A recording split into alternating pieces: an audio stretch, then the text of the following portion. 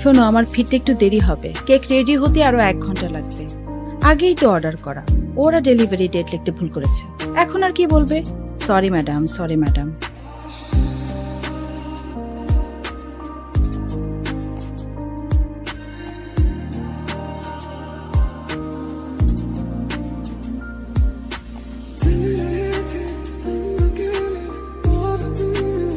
বুঝতে পারি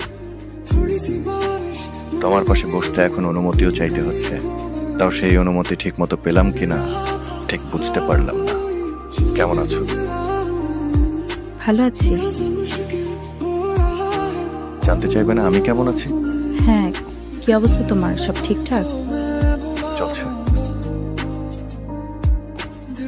এই রেস্টুরেন্টে বসতে বসতে আমি বিরক্ত, সবসময় এই একই জায়গা। বেকার প্রেমিক তোমার, এরা তো 20% ডিসকাউন্ট দিচ্ছে, এই সুবিধা কে দিবে? হ্যাঁ একটু ছোট, কিন্তু খাবার তো খারাপ না। কবে যে তোমার একটা চাকরি হবে? কপালে যেদিন লেখা আছে সেদিন। তোমার কপালে আমি লেখা আছি তো? যিনি লিখেন তিনি জানেন। সোজা সাপটা উত্তর দাও। আম্মা প্রতিদিন বিয়ের কথা বলে, 2 দিন পর পর বিয়ের প্রস্তাব আসতেছে। আমি প্রতিদিন ইন্টারভিউ দিয়ে যাচ্ছি, আর তোমার প্রতিদিন বিয়ের প্রস্তাব আসছে। এটা থেকে আমরা কি শিখলাম? কি? একজন বেকার প্রেমিকের চাকরি হওয়ার সম্ভাবনা যত কমতে থাকে, তার প্রেমিকার বিয়ে হওয়ার সম্ভাবনা তত বাড়তে থাকে। এখানে কোনো কাজে? আমার বাচ্চার বার্থডে, ওর কেক নিতে এসেছিলাম। You have a baby? আচ্ছা, তোমার কি আমাদের সেই দিনগুলোর কথা মনে পড়ে? না, কখনই না। মেয়েদের অতীত থাকতে নেই, মেয়েদের থাকে বর্তমান আর ভবিষ্যৎ। আর বিয়ের পর মেয়েদের সংসারটাই বর্তমান, সংসারটাই ভবিষ্যৎ। সেই সংসারে আমারও তো থাকার কথা ছিল সামিয়া। আজকে আমাদের রিলেশনশিপের অ্যানিভার্সারি, মনে আছে তোমার? জানতাম ভুলে যাবা।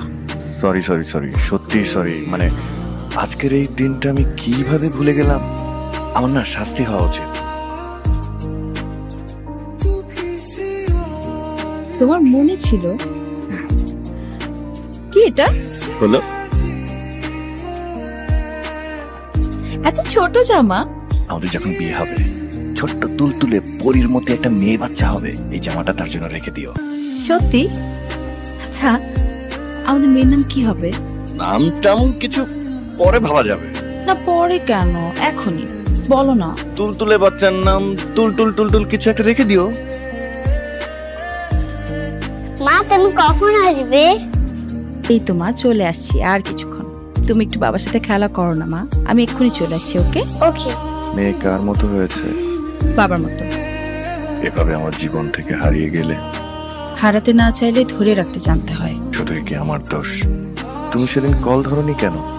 তার আগে 3-4 দিন তোমার মোবাইল কেন বন্ধ ছিল? কোথায় ছিলে তুমি? আব্বা খুব সিরিয়াস, আমার কথা এবার শুনবে না। আচ্ছা বড় ভাইয়া আমাকে জাস্ট বাসা থেকে বিয়ে দিবে। প্রেম ভালোবাসা ভালো মন্দ কিছু বুঝতেছে না, ওনারা আমাকে জাস্ট বিয়ে দিয়ে দিবে। হাসান তুমি একটু স্থির হও, সবকিছুরই তো সমাধান আছে, তাই না? তুমি আমার জীবনের প্রথম, আমি আমার জীবনের শেষ দিন পর্যন্ত তোমার সাথে থাকতে চাই। না না, ইন্টারভিউ ঠিকই ছিল, কিন্তু মনে হয় না এই চাকরিটা হবে। সামিয়া, কিছু হলো? ভালো কিছু হলে তো আমি তোমাকে জানাবো। তুমি এত অস্থির হচ্ছ কেন? রাখো ফোনটা ধরো প্লিজ, ফোনটা ধরো হাসান।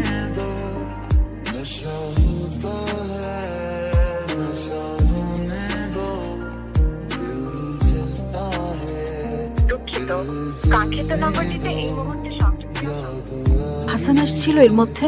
না আসেনি। আচ্ছা, ফোনে পাচ্ছি না তো তাকে, ওই জন্য। হাসান বাসায় আছে না? হাসান ভাই তো বাসায় নাই। চাকরি পাচ্ছিলাম না, তোমার কল রিসিভ করে তোমাকে বলার মতো নতুন কোনো কথা আমার কাছে ছিল না। চাকরি পাচ্ছি না, এই এক কথা কয়বার বলা যায়? তাই মোবাইল বন্ধ করে রেখেছিলাম।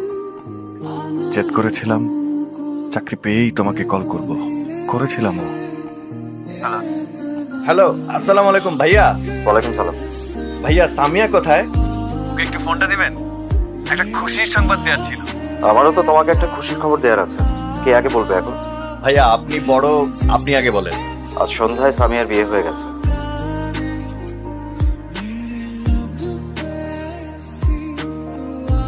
প্রথমবার আমি অনুভব করলাম যে মানুষটা সবচেয়ে বেশি ভালো রাখতে পারে, সে মানুষটা সবচেয়ে বেশি কষ্টও দিয়ে যেতে পারে। এত কিছুর পরেও আমি তোমার কাছে এসে কথা বলছি, কেন জানো?